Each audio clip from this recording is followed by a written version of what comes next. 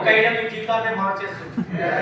మాట ఎవరు నేను కూడా 7 ఏళ్ళు వాడు ఇప్పటికి మా పాప వాడుతుంది నెంబర్ కొన్ని వేలు కట్టుకుంటా. కానీ ఆ ఐడియా ఏంటంటే ఆయన అడిగా నెలకి మనకి ఇప్పుడు కూడా 350 రూపాయలు మా పాప వేసుకుంటుంది ఆ నెంబర్కి. అర్థమైందా? ఎందుకంటే మిడిల్ క్లాస్ తాడు మనం అడగమని. కానీ వాడు ఒక్క ఐడియా మీ జీవితాన్ని మారుస్తుందని వాడు కోట్లు సంపాదించి వాడేదేమో మనం సంపాదించింది వాడు. మరి యూజ్ అంటే వాడుక తెలిసింది కదా. అప్పటికప్పుడు ఉండే వాడుకునేది వాడక.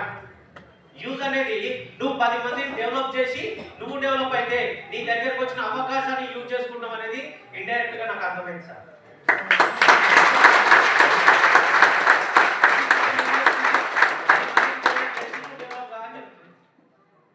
అర్థమైంది నాడు.